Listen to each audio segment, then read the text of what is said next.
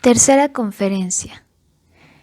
El maestro de hoy debiera poseer como trasfondo de todo cuanto emprenda en clase una visión abarcante de las leyes del universo. Toda enseñanza, y particularmente la enseñanza en los grados elementales, requiere que el alma del maestro esté vinculada con los más elevados ideales de la humanidad. A propósito de esta exigencia, cabe afirmar que uno de los grandes males de la constitución escolar vigente es que se haya mantenido al maestro de los grados elementales en cierta dependencia, es decir, a un nivel donde su labor parece menos valiosa que la de los maestros de los grados superiores. No me incumbe en este momento glosar este aspecto del régimen docente del organismo social. No obstante, he de llamar la atención sobre la necesidad de que en el futuro no haya distinción de rangos en el magisterio y que el público desarrolle una clara visión de que el maestro de los grados elementales es, en todos sus aspectos y también en su capacidad intelectual, equivalente al de los grados superiores.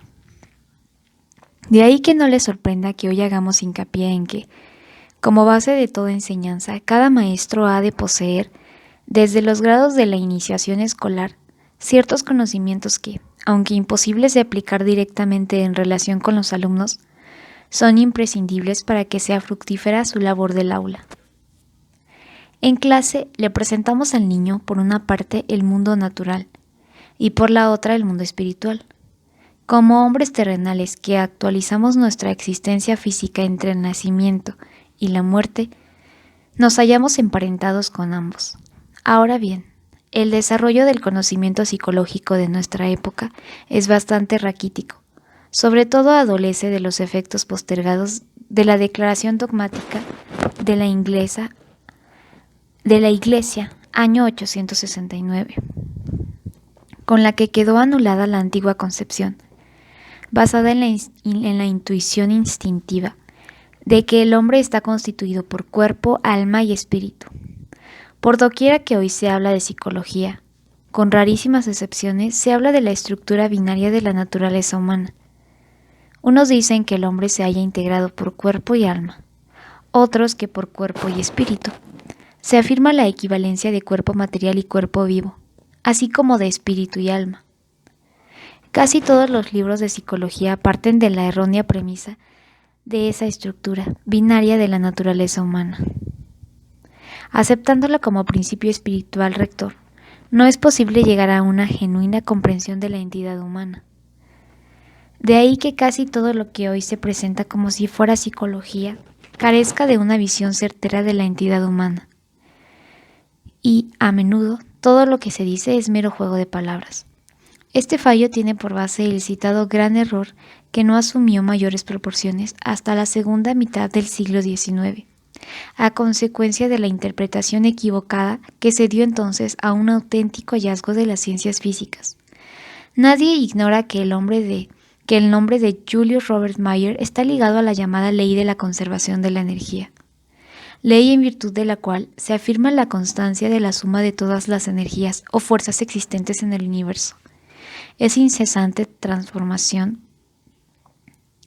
ora presentándose como calor, ora como fuerza mecánica, etc. Sin embargo, definir así la ley de Julius Robert Mayer es interpretarla erróneamente. Lo que a él le interesaba era la metamorfosis de las energías, no el planteamiento de una ley tan abstracta como la de la conservación de la energía. ¿Cuál es el significado de dicha ley en el gran contexto de la historia de la cultura? Esa ley, en aquella forma sustentada, es el mayor obstáculo para comprender al hombre. En efecto, tan pronto como se acepte que nunca puede haber generación de energía nueva, no se podrá llegar a comprender la verdadera naturaleza del ser humano, naturaleza que precisamente estriba en su capacidad de generar energías nuevas. Sin duda, hemos de admitir que, dentro del marco en que actualmente vivimos, el hombre es el único ser que genera energías nuevas, y como más adelante veremos, incluso sustancias nuevas. Pero como la concepción contemporánea del mundo rehúsa admitir elementos que permitan la comprensión integral del hombre, acude a esa ley de la conservación de la energía. Ley en cierto modo inocua al aplicarla a los demás reinos de la naturaleza, el mineral, el vegetal y el animal, pero fatalmente destructora de toda posibilidad de comprensión verdadera, cuando se la relaciona con el hombre. Como maestros tendrán ustedes la necesidad, por una parte, de hacer la naturaleza inteligible para sus discípulos, por la otra la de conducirles hacia cierta concepción de la vida espiritual. Sin cierto conocimiento de la naturaleza y sin relación con la vida espiritual, el hombre no puede ocupar su debido lugar en la convivencia social. Empecemos, pues, por dirigir nuestra mirada hacia la naturaleza exterior. La naturaleza exterior nos afecta en dos sentidos. Por una parte, oponemos a ella nuestra vida representativa o intelectual de índole pictórica, especie de reflexión de la vida prenatal. Como ya hemos visto, por otra parte, tornamos hacia ella todo lo de índole voluntariosa y que, como germen, apunta en la dirección de nuestra vida post mortem. Siempre tenemos esta doble orientación hacia la naturaleza, y el evidente hecho de que tengamos que habérnosla con esta coordinación dual dio origen al mencionado error de la estructura binaria del hombre. Oportunamente volveremos sobre este asunto. Si al enfrentarnos con la naturaleza le brindamos tan solo nuestras funciones intelectuales y representativas, no aprendemos de ella sino lo que es continua muerte o aniquilación. He ahí una ley de extraordinario peso. Veamos claramente, por atractivas que sean las leyes naturales que se descubran con ayuda del entendimiento o de las facultades representativas, siempre se relacionan con lo que en la naturaleza muere. Radicalmente distintas de esas leyes naturales relacionadas con lo muerto son las experiencias que logra la viviente voluntad germinativa cuando se dirige a la naturaleza. Como consecuencia, todo el que esté todavía atiborrado de ciertas representaciones procedentes de los errores de la ciencia contemporánea tropezará con considerables dificultades de comprensión. El elemento presente en los sentidos, y me refiero ahora a ellos en toda la extensión de los 12 sentidos, que nos relaciona con el mundo exterior, no es de índole cognoscitiva, sino voluntariosa. El hombre contemporáneo, perdida toda noción de ello, considera pueril el que Platón diga que la acción de ver se basa en que los ojos proyectan una especie de tentáculos hacia los objetos. Es cierto que esos tentáculos no se pueden apreciar con medios físicos, pero el mero hecho de que Platón tuviera conciencia de ellos pone en evidencia que él había penetrado en el mundo suprasensible. En realidad, si miramos un objeto, se inicia un proceso que, aunque más delicado, es similar al que tiene lugar si cogemos ese objeto con la mano. Si cogemos un pedazo de tiza, por ejemplo, el proceso físico es parecido al proceso espiritual que se efectúa cuando el ojo emite energías etéreas para la aprehensión visual de ese objeto. Si la gente de hoy día no hubiera perdido la facultad de observar, descubriría esos hechos por simple observación de la naturaleza. Si miramos, por ejemplo, los ojos divergentes del caballo, intuimos que éste, simplemente por la posición de sus ojos, se halla con respecto a su mundo en una situación distinta a la del hombre. La mejor manera de aclarar lo que subyace en este fenómeno es mediante el siguiente ejemplo hipotético. Imaginemos que nuestros dos brazos tuvieran una formación tal que nos encontráramos imposibilitados para juntarlos delante de nosotros, es decir, que no pudiéramos cruzarlos. En lenguaje de la euritmia, esto equivale a tener que quedarse en A sin poder nunca lograr una O, ya que cierta resistencia les haría imposible juntar los brazos al extenderlos hacia adelante. Ahora bien, el caballo se encuentra con respecto a sus tentáculos suprasensibles precisamente en esa misma situación. Nunca puede tocar el rayo ocular izquierdo con el derecho. Al hombre, en cambio, gracias a la posición de sus ojos, le es posible establecer un contacto continuo de estos dos tentáculos suprasensibles. En esta posibilidad estriba el sentimiento del yo, sentimiento de índole suprasensible, desde luego. Si nunca nos halláramos en condiciones de poder juntar derecha e izquierda, o si este contacto fuera tan insubstancial como lo es en el caso de los animales que nunca usan las patas delanteras, digamos, para rezar u otro rito espiritual similar, tampoco llegaríamos a la correspondiente autointuición espiritualizada. Lo importante en las sensaciones visuales o auditivas no es la impresión pasivamente recibida, sino la acción intencionada hacia los objetos percibidos. Algunos indicios apuntan en esta dirección en la filosofía moderna. Los símbolos toponímicos en la filosofía de Lotze, por ejemplo, ofrecen un indicio de apreciación de la actividad volitiva que alientan las funciones sensorias. Es obvio que nuestro organismo sensorio inferior guarda estrecha relación con el metabolismo, relación que se muestra claramente en el tacto, en el gusto y en el olfato, pero que se extiende también a los sentidos superiores. Y el metabolismo es de índole volitiva. Esto nos permite afirmar: el hombre se enfrenta con la naturaleza mediante su intelecto, que capta de ella todo lo que está muerto, y se apodera de sus leyes. En cambio, lo que se levanta en la naturaleza misma, del regazo de lo muerto para convertirse en el porvenir del mundo, es aprehendido por la voluntad que se le antoja tan vaga y que penetra hasta sus propios sentidos. Les suplico que recapaciten sobre lo vivida que podrá ser su relación con la naturaleza si prestan la debida atención a lo que acabo de decir. Podrán entonces afirmar: cuando salgo a la naturaleza, salen a mi encuentro el brillo de la luz y el color de las cosas. Al admitir las impresiones de la luz y color, reúno conmigo aquella parte de la naturaleza que se proyecta hacia el porvenir.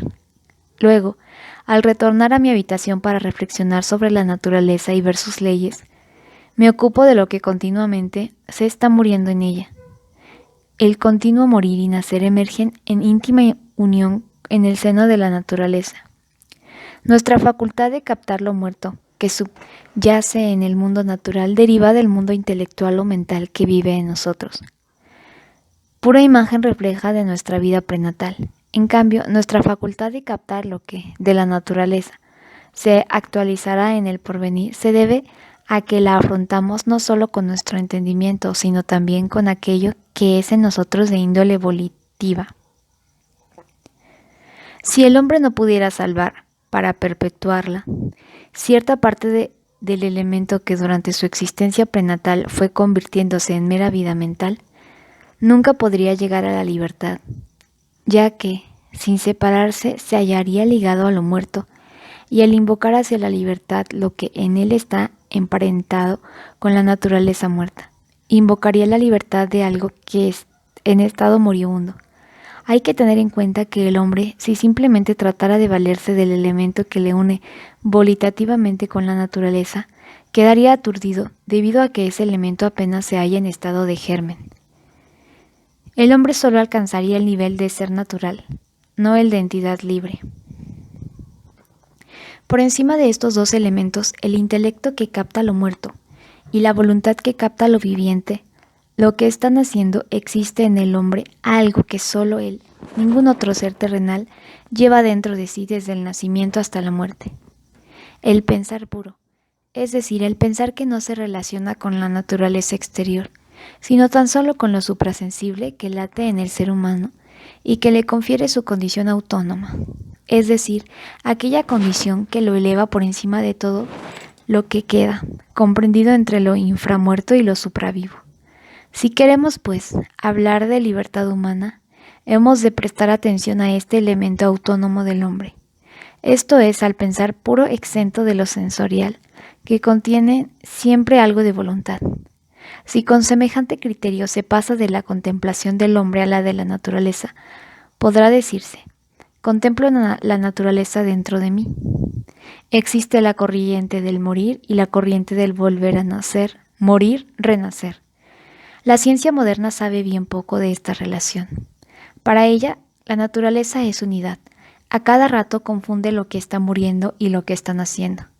De ahí que sea harto confuso todo lo que se afirmó sobre la naturaleza y su modo de ser, porque el morir y el nacer se revuelven continuamente. Para mantener nítidamente separadas esas dos corrientes naturales, es necesario preguntarse, ¿qué sería del mundo natural si el hombre no morara en él?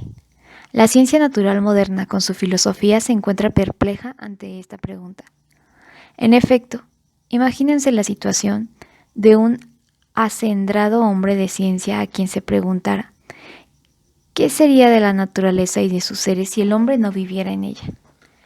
Primero sentiría extrañeza porque le parecería raro lo que se preguntaba, pero luego reflexionaría sobre cuáles son las cosas que su ciencia le ofrece para responder, y entonces diría, en ese caso, se encontraría en la tierra los minerales, las plantas, los animales, solo faltaría el hombre. Todo el transcurso de la Tierra desde el principio, cuando todavía se hallaba en estado de la nebulosa de Canth-Laplace, se habría desarrollado exactamente igual, aunque el hombre no hubiera sido partícipe de este proceso. El hombre de ciencia no podría concebir otra respuesta, salvo que, acaso, podría agregar. El hombre que labra la superficie de la Tierra, la transforma, o bien construye máquinas, lo que también supone ciertos cambios, pero todo eso no es de importancia en comparación con los cambios que la propia naturaleza provoca. El hombre de ciencia, pues, sustentaría que los minerales, las plantas y los animales se habrían desarrollado de la misma manera, aunque no hubiera estado el hombre presente. Sin embargo, no es así. Si el hombre no hubiera estado presente en la evolución terrenal, tampoco existiría gran parte de los animales, ya que un número considerable de ellos, particularmente de los superiores, debe su génesis a que el hombre se vio precisado a hacer uso de sus codos. Si se me permite esta expresión metafórica, en determinado grado de su evolución terrenal, el hombre tuvo que segregar de su propia identidad, lo que en aquel entonces contenía mucho de lo que hoy ya no existe en ella. Los animales superiores tuvo que descartarlos para así posibilitar su propio progreso. Este proceso secreto se puede comparar con lo que sigue. Imagínense una mezcla que contiene una sustancia disuelta e imagínense que ésta se separa y precipita. El hombre convivía antaño con el mundo animal y tuvo luego que separarlo de sí como si fuera un sedimento. Los animales nunca hubieran adoptado su condición actual, si el hombre no hubiera sido predestinado a convertirse en lo que es hoy. Sin la participación del hombre en la evolución terrenal, tanto los animales como la tierra misma ofrecerían un aspecto muy distinto. Pasemos ahora al mundo mineral y vegetal. No solo las formas animales inferiores, sino también el reino vegetal y el mineral, se habrían endurecido desde hace mucho tiempo, si el hombre no existiera en la tierra. La concepción moderna del mundo, basada en una concepción unilateral de la naturaleza, se ve precisada a dar la siguiente explicación. Los hombres mueren, y sus cadáveres se incineran o se entierran, lo que no tiene importancia para la evolución de la Tierra, pues ésta no alteraría su curso, reciba o no los cadáveres humanos. Esto demuestra que no hay conciencia de que la continua entrega de cadáveres a la Tierra, ya sea mediante incineración o sepultura, constituye un proceso efectivo que tiene sus consecuencias. Las campesinas saben, mejor que las mujeres urbanas, que la levadura es esencial para amasar el pan, aunque solo se le agregue pequeñísima cantidad. Saben que el pan no podría producirse si a la masa no se le agregara levadura. Asimismo, la evolución de la Tierra ya habría llegado a su etapa final si no se le transfirieran constantemente las energías del cadáver humano que, en la muerte, se separa de lo anímico espiritual. La evolución de la Tierra no se interrumpe, gracias a las energías de los cadáveres que los cadáveres le inyectan. Gracias a ellas, los minerales pueden seguir desenvolviendo sus fuerzas de cristalización. Sin aquellas ya se habrían desintegrado y disuelto. Asimismo, las plantas reciben el impulso para seguir creciendo, de lo contrario habrían dejado de hacerlo desde hace ya tiempo. Lo propio vale para las formas animales inferiores. Con el cuerpo, el hombre entrega a la tierra el fermento, la levadura, para su desarrollo ulterior. De ahí que sea tan importante el que viva o no en ella. es lisa y llanamente incorrecto afirmar que, en lo tocante de los reinos mineral, vegetal y animal, la evolución terrena hubiese continuado su curso, aún en ausencia del hombre. El proceso natural queda, pues, con él unificado y cerrado, ya que el hombre lo integra. Hemos de concebirlo, en consecuencia, como miembro y partícipe del proceso cósmico, aún después de la muerte. Así nos lo representaremos correctamente. Si hacen ustedes suya esta idea, ya no les causará asombro si agrego lo siguiente. Al descender el hombre del mundo espiritual al físico, recibe el revestimiento de su cuerpo físico, que es distinto del que dejará al morir. Cualquiera que sea la edad en que esto ocurra, algo habrá pasado con él. Ese algo solo puede tener lugar gracias a este cuerpo, que está impregnado de las energías anímico-espirituales del hombre. Al fin y al cabo, comemos lo mismo que comen los animales, transformamos las sustancias exteriores tal como ellas las transforman. Pero en el hombre interviene un factor que los animales no poseen. Es lo que desciende del mundo espiritual para unirse al cuerpo físico humano. Como consecuencia, es distinto el resultado de la transformación de las sustancias exteriores del que producen los animales o las plantas. Sintetizando, las sustancias que con el cadáver humano se entregan a la tierra son las sustancias transformadas, distintas de las que el hombre recibió al nacer. Podemos decir, durante la vida, el hombre renueva las sustancias y también las energías que recibe en su nacimiento, y las devuelve al proceso terrestre en forma transformada, al morir.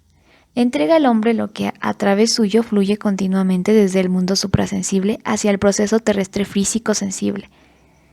Cuando nace trae consigo algo que produce del mundo suprasensible, y al morir ese algo, después de haber sido incorporado a las sustancias y energías que integran el cuerpo durante la vida, es donado a la tierra. Así, el hombre es el mediador de la instilación continua de lo suprasensible en lo sensible o físico. Imagínese algo así como una continua lluvia que procede de lo suprasensible, lluvia que, sin embargo, permanecería estéril para la tierra si el hombre no la asimilara primero y la transmitiera a la tierra a través suyo.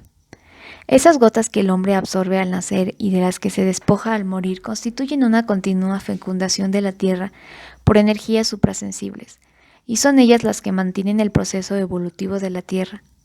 Sin los cadáveres humanos, la tierra se habría muerto hace mucho tiempo.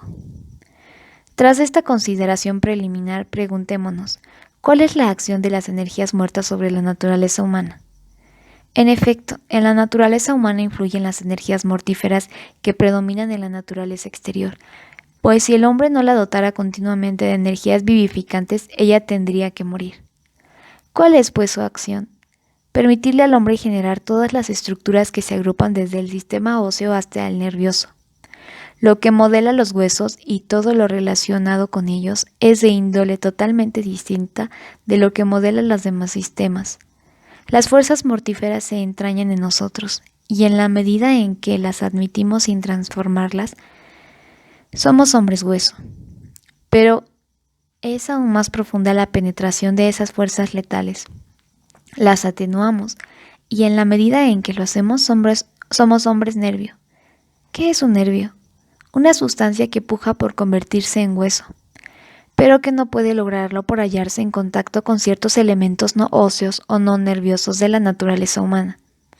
El nervio tiende constantemente a la osificación o bien a la fosilización, considerando que el hueso humano se halla siempre fosilizado en alto grado.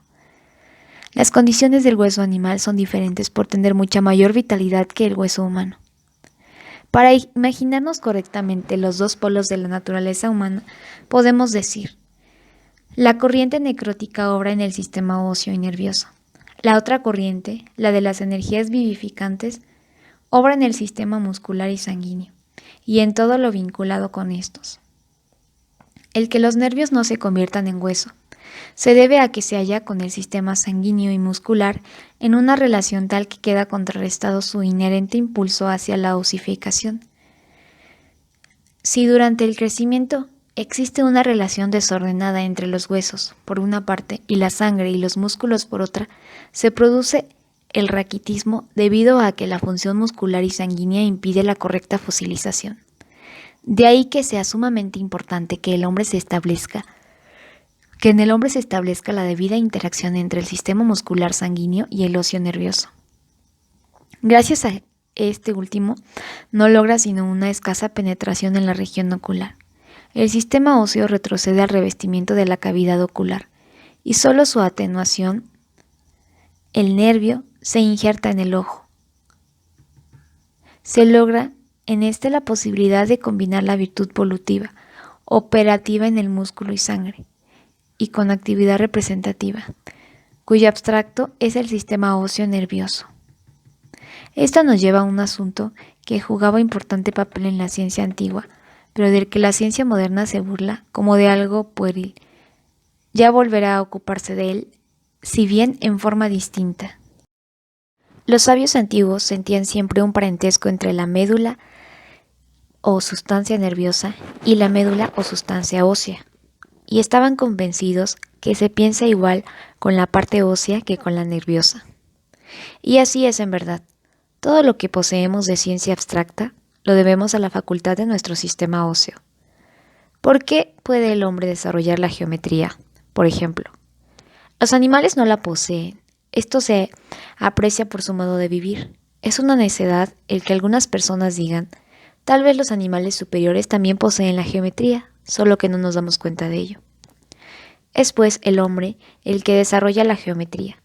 ¿Cómo llega a la representación del triángulo? Por ejemplo, quien reflexione con seriedad sobre este fenómeno habrá de asombrarse ante el hecho de que el hombre sea capaz de desarrollar, con base tan solo en su fantasía geométrica matemática, ese triángulo abstracto que no existe en ninguna parte de la vida concreta. A este respecto, hay mucho de ignoto que subyace en los acontecimientos manifiestos del mundo. Imagínense, por ejemplo, a ustedes mismos parados en un determinado lugar de la habitación. Su parte suprasensible ejecuta en ciertos momentos movimientos extraños, de los que por lo regular no se tiene conciencia y que son más o menos del siguiente tipo. Caminan un trecho hacia un lado, luego retroceden y luego regresan al lugar de partida.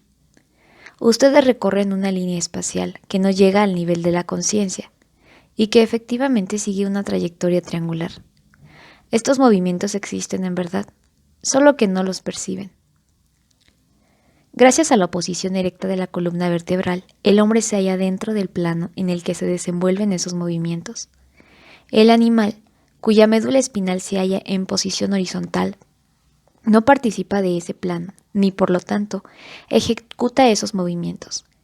En cambio, el hombre, gracias a la posición de la suya, coincide con el plano de esos movimientos.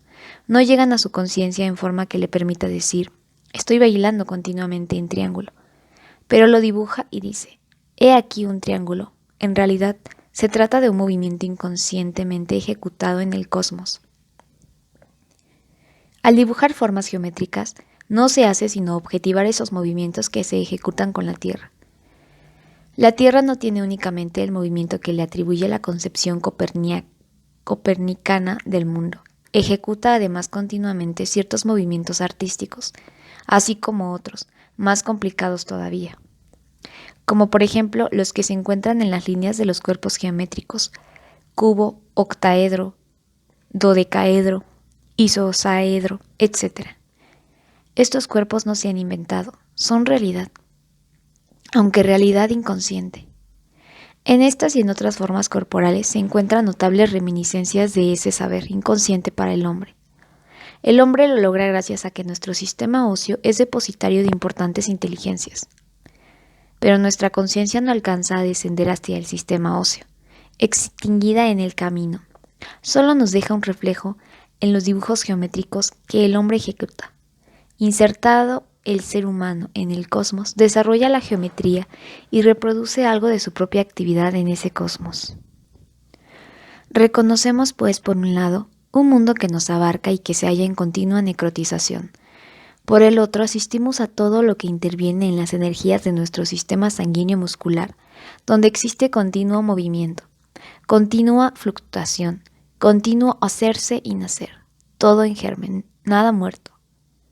Solo a los hombres les es dable detener el proceso letal e introducir en él un principio regenerador. Si ellos no existieran en la Tierra, la muerte ya se habría extendido sobre todo el proceso terrestre, y la Tierra habría entrado en cristalización total, sin que se hubieran conservado los cristales individuales, arrancados a la gran cristalización y conservados en tanto que los necesitemos para nuestra evolución humana, lo que a la vez implica mantener activa la vida de la Tierra. De hecho, somos nosotros, los hombres, quienes mantenemos en actividad la vida de la Tierra.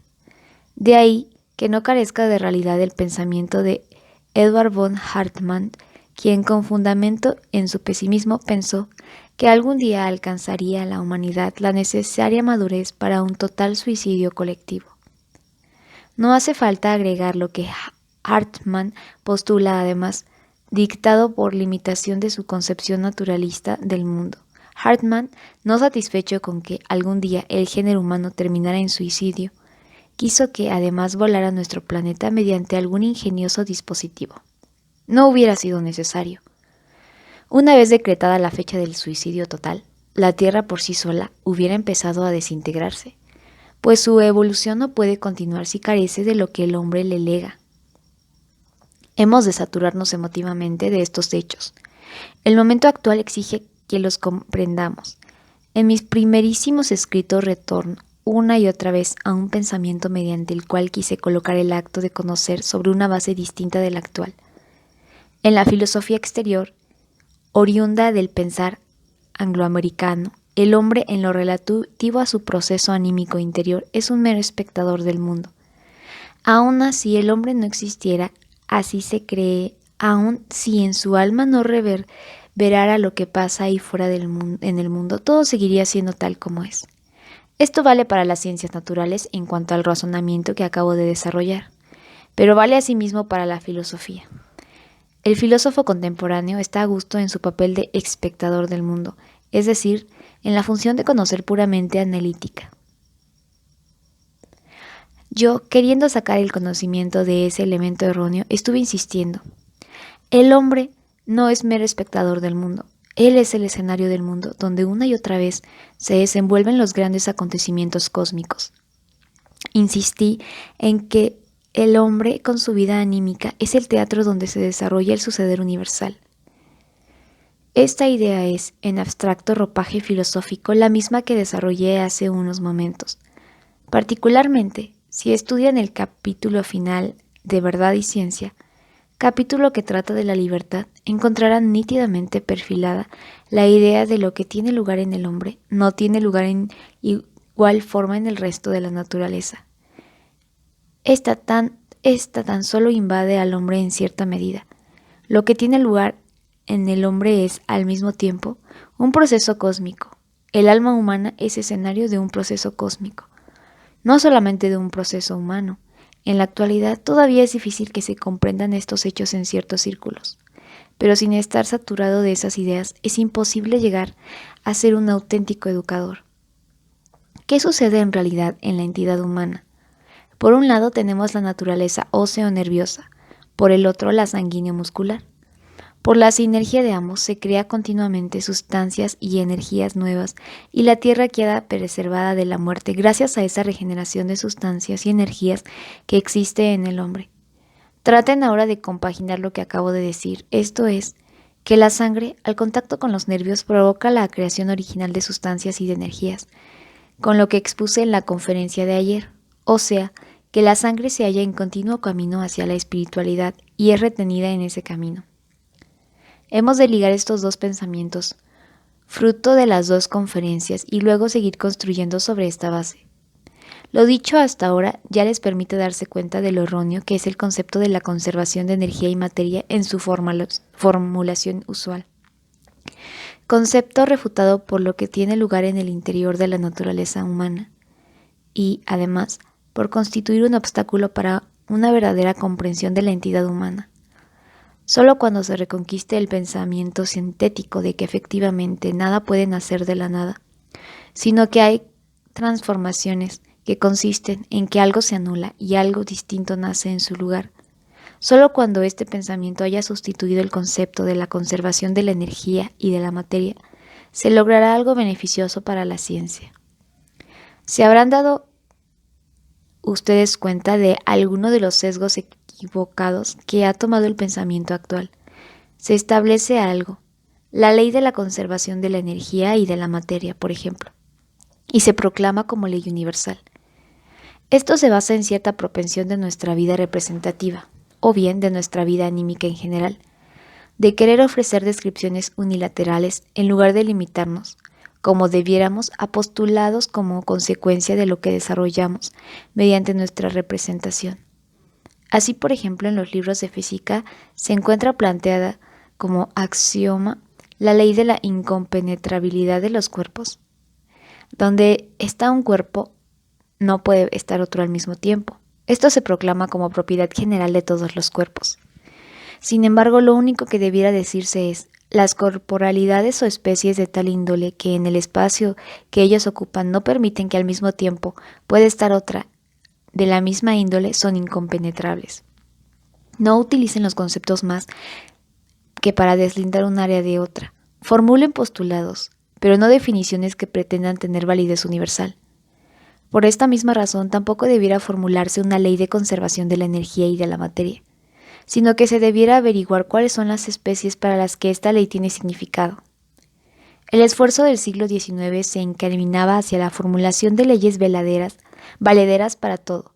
Nosotros, en cambio, debiéramos hacer uso de nuestra vida anímica para aproximarnos a los objetos y para observar lo que experimentamos al contacto con ellos.